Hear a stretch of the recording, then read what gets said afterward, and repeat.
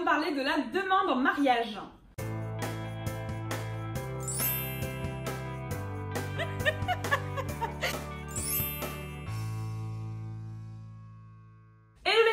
C'est Elodie de l'agence d'idées avec vous pour les astuces et conseils pour l'organisation de votre mariage. Mais finalement aujourd'hui, pas que l'organisation de votre mariage, mais aussi en amont.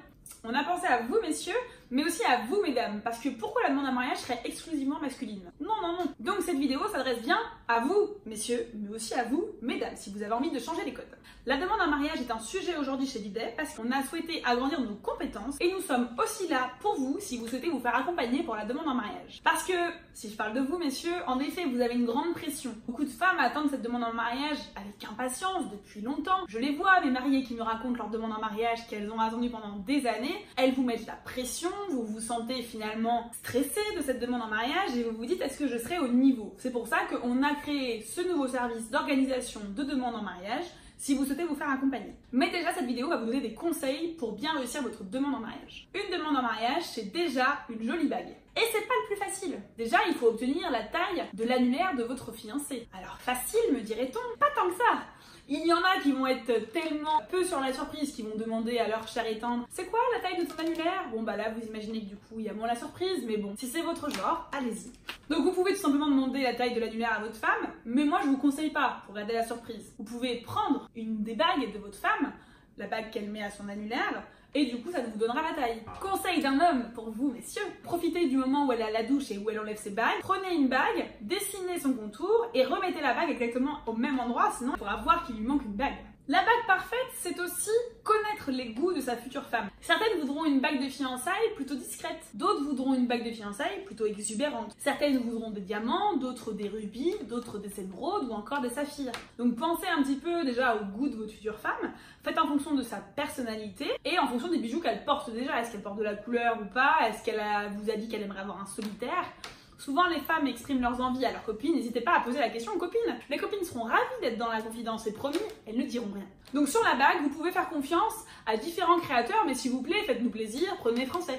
Il faut choisir le moment parfait. Encore une fois, pensez à la personnalité de votre femme. Chaque femme voudra et souhaitera et aura imaginé une demande différente. Il y a certaines femmes qui aimeront une demande au restaurant, genou à terre, où tout le monde se retourne et tout le monde applaudit. Et d'autres femmes qui n'apprécieront pas que ce moment soit partagé avec les autres personnes. Donc, essayez de comprendre ses attentes, un petit peu comme la bague, et faites une demande qui lui ressemble et qui ne va pas la gêner. Si votre femme est plutôt timide ou introvertie, pensez à faire une demande dans un endroit isolé. Par exemple, demandez dans des très jolis restaurants, je pense au restaurant par exemple de la Tour Eiffel, d'avoir un salon privatisé. N'hésitez pas. Et puis aussi, vous vous posez la question de l'endroit. Est-ce que vous souhaitez faire ça près de chez vous? Est-ce que vous souhaitez faire ça dans une ville qui vous est chère, qui vous rappelle des souvenirs, dans une capitale européenne, dans un pays plutôt lointain?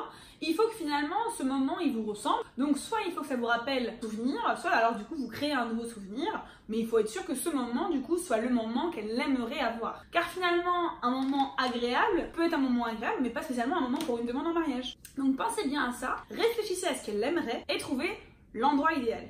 Ne cherchez pas toujours à être le plus original possible, surtout si votre femme ne cherche pas l'originalité et aime la simplicité. En revanche, ne cherchez pas la simplicité quand votre femme vous fait comprendre qu'elle est plutôt du genre original et exubérant. Faites vraiment en fonction d'elle. Faites attention à que la situation ne tourne pas au ridicule aussi. Attention. Il y a assez de vidéos sur YouTube, finalement la bague tombe et elle roule ou va dans la rivière. Bref, pensez bien à contrôler cette demande en mariage et ne vous laissez pas surprendre. Récemment d'ailleurs, si vous souhaitez être original, pour les amoureux de la montagne, à Méribel il y a eu une belle demande en mariage organisée par la station où au moment où elle a dit oui, le champagne est arrivé et il y avait un photographe pour immortaliser ce moment. C'était sympa parce que ils aimaient le ski. Mais imaginons si votre femme n'aime pas aller à la neige, ne faites pas une demande en mariage à la neige. Vraiment faites en fonction d'elle. On peut imaginer aussi une demande dans les rooftops à New York. On les voit très souvent. D'ailleurs, il y a des spécialistes. La femme, elle arrive, elle voit un cœur de pétales, le mari en plein milieu, le genou à terre, le diamant juste là. C'est finalement des demandes très romantiques qui, encore une fois, devront faire plaisir à votre femme si elle est romantique, si elle aime les films américains, si elle aime tous ces films de filles. Cette demande, elle doit être personnelle, elle doit venir du cœur. C'est comme vous aimez depuis plusieurs années, cette demande, elle doit découler finalement de votre histoire. Donc ne cherchez pas à en faire trop. si c'est pas ce qu'elle aimerait, ou cherchez à faire original, mais surtout faites en sorte que ce soit une surprise, parce que je pense que toutes les femmes,